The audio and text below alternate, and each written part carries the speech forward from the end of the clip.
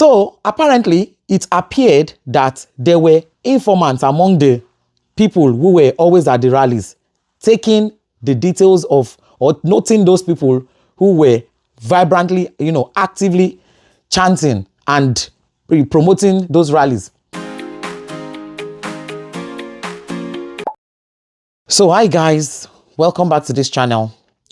So today I'm actually here to address something on this channel, and quite furious as well, because I did a video yesterday reacting to the copper girl. I had to archive that video because I saw that it wasn't conveying the message or conveying the information that I wanted it to convey.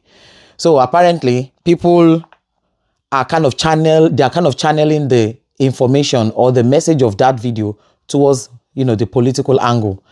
So if you have been watching my channel, if you watch all my videos, you will know that I've said it on my channel that I'm in no way involved in politics. I'm not for anybody. I don't belong to any party. In fact, if I must state that clearly on this channel for everybody to hear, I don't have confidence in Nigerian political system. And the funny thing is that I actually share the same view with a lot of people out there, but I've made it, I've made that personal vow not to involve myself into politics. And I'll tell you why today. Listen to this story very well. This is my personal story.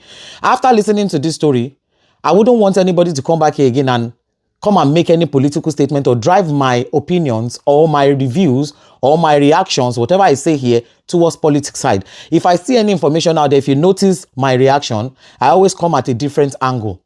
So the one yesterday, I was actually analyzing hardship, trying to convey a particular message that hardship is kind of a relative word right now because it's going on all over the place. It's just worse in some places, which anybody who has the right thinking mind will understand that.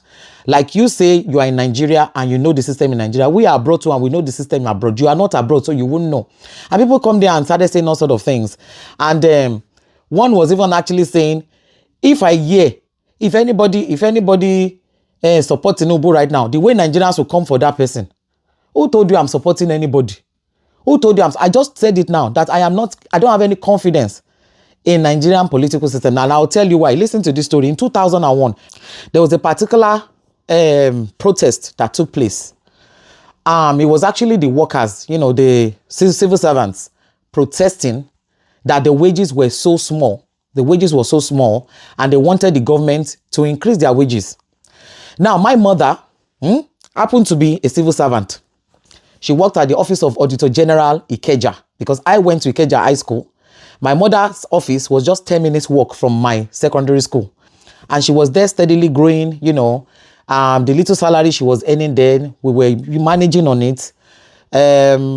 My dad unfortunately lost his job at the time. So there was a long period of time that my dad was at home, and thank God that he had just one property, and the money from the tenants, the little money that the tenants were paying, was what we were using, to pay our school fees and things like that.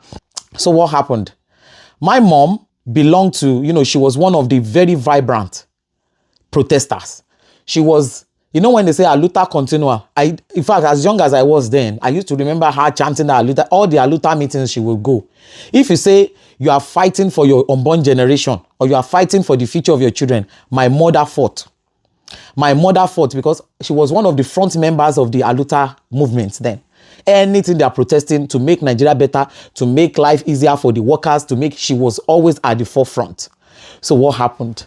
2001, there was a particular protest. Apparently in 1999, the government, Tinubu had just taken over as the governor of the Lagos state. And I think one of the vision that he had for the state was it rationalization or something like that. They had to rationalize money or something like that. So, but in 2001, the protest came about.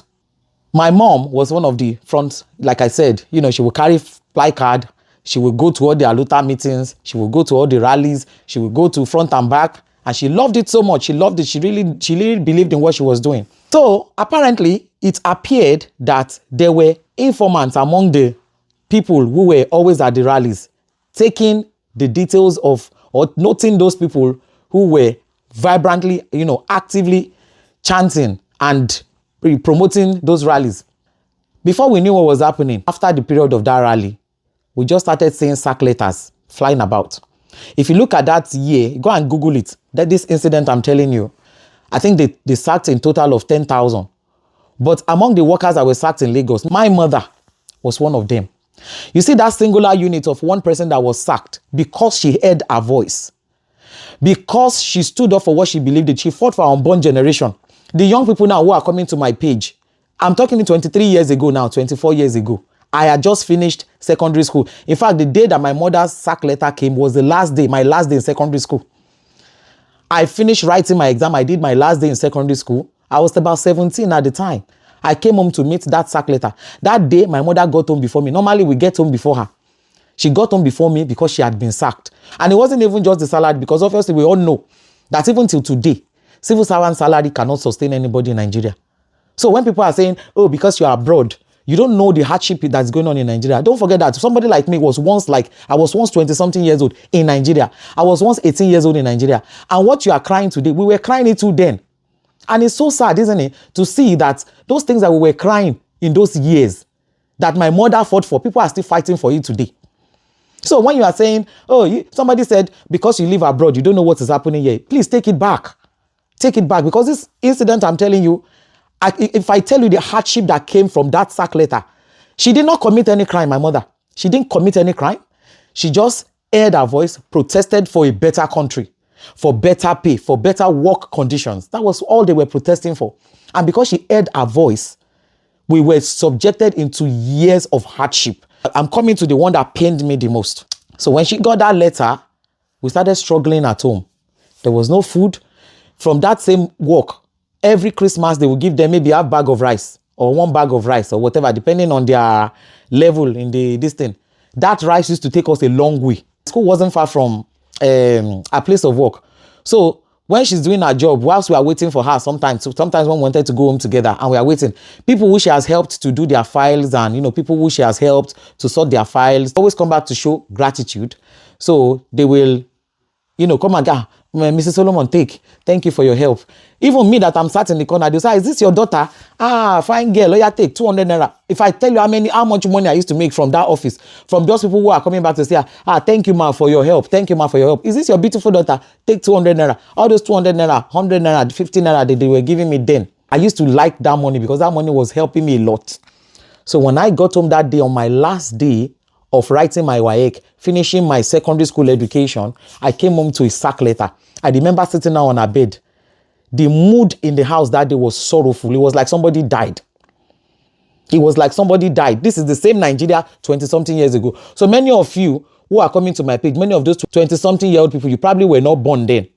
It suddenly makes me feel like I'm so old. But I have to be honest. You are the ones that will jump to people's pages and go and be commenting what you don't know. Telling me that because me, I'm abroad, I don't know that people are suffering in Nigeria. Who told you we did not suffer? We are just all praying that things should get easier for everybody. Things should get easier. That's why some of us vowed within our mind, I'm leaving this country. And people are still living till today. That's why I always say, I'm not going to stop anybody from leaving, because I know I left. And I don't regret it. And I will not tell somebody not to come. So I'm not afraid to tell you as it is. Nobody's paying me now. Nobody's telling me, this is my platform. So nobody's going to flog me. I'm telling you as it is.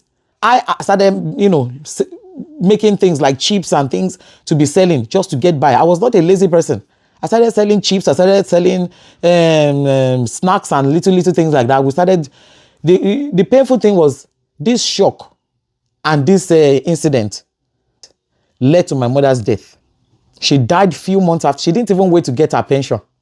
This was Tinubu's regime when Tinubu was governor. He took his time to sack all of them. He took his time. He got down to their level. He had their time. He had their time to fish them out one by one and sacked all of them. Later, we heard the news after my own mom had already passed away from all this stress and the shock. I now heard that, okay, he started reinstating some of them. He reinstated some of them back into their offices. But what about those people who have lost their lives? The woman didn't even wait to enjoy the fruit of her labor. She paid the utmost sacrifice in this same Nigeria that you people are talking about and telling me that I know nothing about. If you are coming to my page, come with sense. You have to come with sense. The fact that I don't talk much, I just react. The video I did yesterday, I still stand by my view. Because if you are talking about hardship, I have somebody, she's a single mother, she's a widow. She has 2 sons. she has nothing. She would take bus from one end of Lagos to the other end to go and carry kaya, load. Whatever she finds there is what she will take home to go and feed her kids. And she's been doing that for many years now. And she still got health condition on top of that. From one end of Lagos, she would jump on buses from one place to the other to go and do kaya and then come home to come and feed her kids. You compare that to that lady, NYC lady that we saw yesterday. So I am not talking about politics. I'm just talking about the definition of hardship is relative. The definition of hardship from one person to the other. I think if somebody like that is saying that they are going through hardship, that might be an insult to somebody who is actually going through hardship. I didn't want to drag that lady because for you to know that I have nothing against her. I like the fact that she stood up. Me, this platform, I don't want to do anything political here. That's why I just explained my video from the angle of hardship. I mean, what frustrated people yesterday was because I sat on the fence.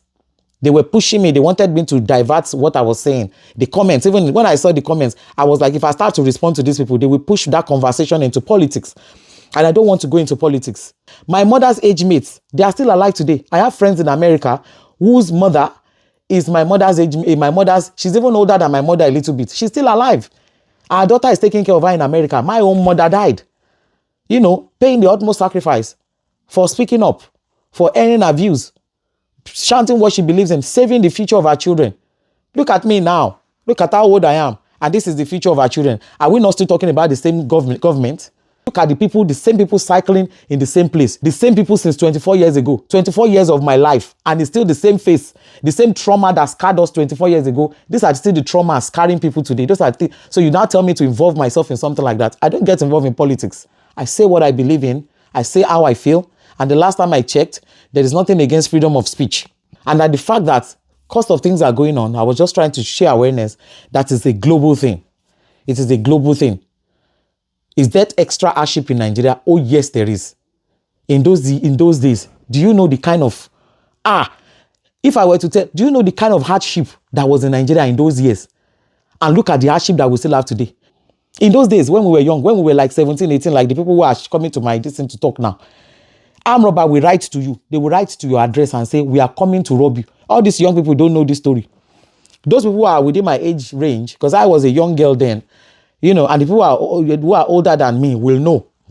They used to write, they will write letter to you and say, on so day, so, that's how confident they were. At least we are not experiencing those things today. We are coming to rob you. They will write you. I've never heard something like that before in my life. Armed robber will write you. They will write you and say they are coming to your house.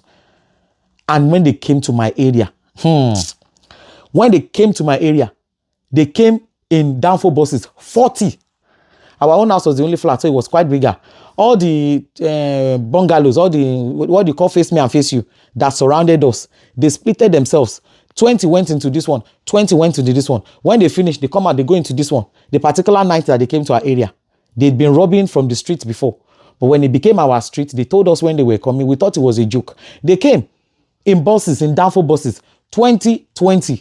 They robbed like 2, 3, 4, face me, face you, like that. So they didn't come to our own compound. The landlord association in the neighborhood, they knew that they were coming back. I think they left the big houses for like a singular operation. Like all of them would just come into those kind of houses in one go. So by the time they got to my street, thank God that at that time, the landlord association were already doing meeting. So they started mobilizing young boys. So even my own brothers too went out that night. From that night on, they were going out every night. They would take turns. Okay, this house. All the teenage boys, all the young boys there. The one that carried iron, carried iron. The one that carried all sort of weapon anything you can find to defend yourself. And they were now burning heaps of tires. You know, at every junction, they would burn it. They were making noises through the night. They were the one now doing watch guard for the entire neighborhood, so that some of us could get sleep.